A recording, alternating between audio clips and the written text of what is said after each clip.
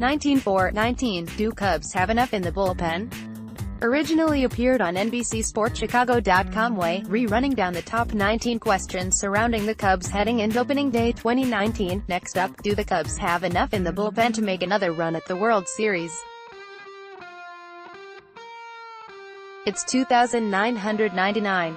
Functioning civilization is but a distant memory, as the cities we once revered are now nothing but ashes and dust. You and your group of survivors are walking down the middle of freeway, littered with abandoned cars and overgrown weeds. Suddenly, movement. Down the ways a mysterious figure emerges. The figure approaches, and you cautiously hold your ground. You lock eyes, and after what feels like an eternity passes, the figure finally cries out, "Kinda worried about the Cubs' bullpen this year. No one likes their bullpen in March. No one really even likes their bullpen in April." The Cubs are no exception, though there's reason for optimism, and you don't even need to look that hard. First, the obvious. Right now, on March 23rd, the Cubs' bullpen is an issue. Brandon Morrow continues to work towards his return from something yucky called an elbow debridement procedure. Xavier Cheteno, Tony Barnett are already out, and Pedro Strop is a hard maybe for opening day. Who knows what to expect from Brandon Kintzler and Brian Dunsing? All of a sudden we're at 6 bullpen arms without a sure bet, which is admittedly a bit alarming. There's plenty of silver lining, though. Kintzler looked much better with the Nationals early last season than he did with the Cubs, and is still an elite ground ball guy. Carl Edwards Jr. is going to get his strikeouts, and Strop filled in admirably as the closer last year. Even if he misses opening day, it sounds like he won't be too far behind. Brad Brach was a sneaky good signing. A healthy, strike-throwing Tyler Chatwood is an intriguing long man, and frees up Mike Montgomery and his elite ground ball rate to be used more judiciously. Hell, even Alan Webster and Junichi Tozawa are turning heads in camp. There's a workable bullpen in there somewhere. How far a workable bullpen gets you in October is fair game for debate, but the Cubs have the arms to appease Joe Maddon and his anybody pitch at any time routine.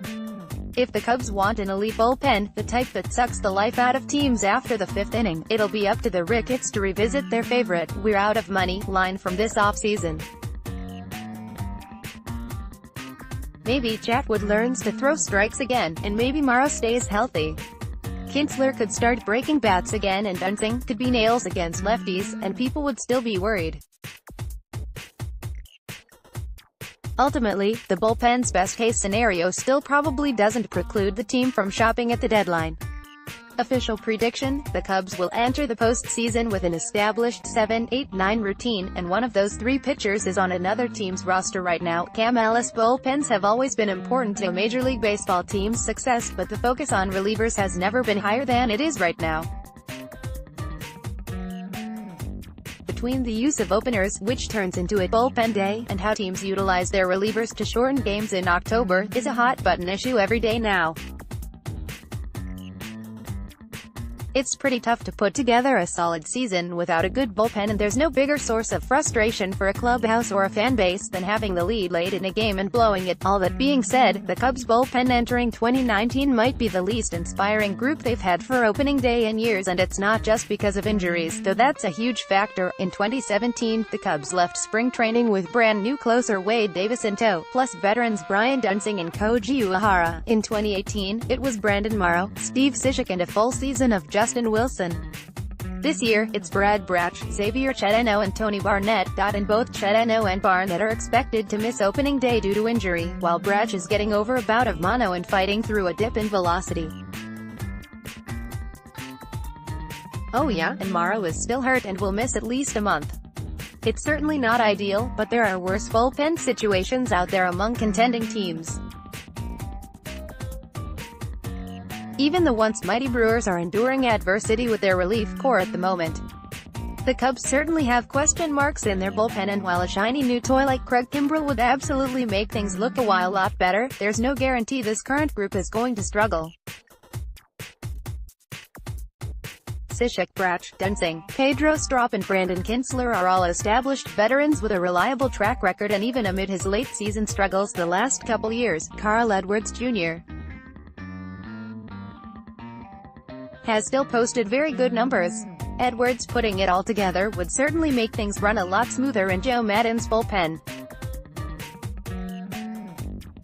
Remember, too, that Cishek looked like the MVP of the entire pitching staff last year before seemingly running into a wall in late August. He had a 1.68 ERA and 0.97 WHIP through August 24. The Cubs can't count on Morrow settling in as closer even when he returns in late April, early May given his long injury history, and the key will be making sure he, and the rest of the bullpen, is healthy and firing on all cylinders down the stretch in what figures to be a dogfight in the NL. Plus, the Cubs finally have some young arms on the cusp of the big leagues who look like they may provide an in-season boost to the bullpen. Dakota Meccas, Adbert Azalea, etc. As Cam said, bullpens are impossible to predict in March.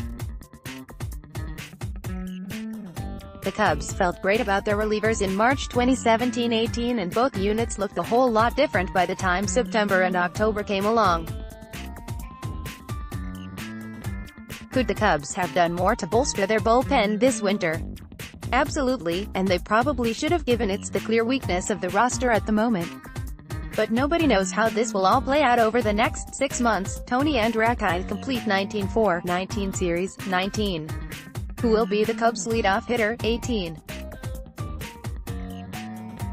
Who's more likely to bounce back, Tyler Chatwood, Ryan Dunsing or Brandon Kintzler, 17. How different will Joe Maddon be in 2019, 16? Can Cubs keep off-field issues from being a distraction, 15? How can Cubs avoid a late-season fate again, 14? Is this the year young pitchers finally come up through the system to help in Chicago, 13? How much will Cubs be able to count on Brandon Morrow, 12? How does the Addison Russell situation shake out, 11? Will Wilson Contreras fulfill his potential as the best catcher on the planet, 10? Will the off-season focus on leadership and accountability translate into the season, 9? Will payroll issues bleed into the season, 8? Will Javi Baez put up another MVP-caliber season, 7? Will John Lester and Cole Hamels win the battle against Father Time for another season, 6? What should we expect from Chris Bryant revenge SZN, 5? Do the Cubs have enough in the bullpen, 4? What does Yu Darvish have in store for year 2, 3? Are the Cubs the class of the NL Central, 2? Is the offense going to be significantly better in 2019, 1? How do the Cubs stay on mission all year?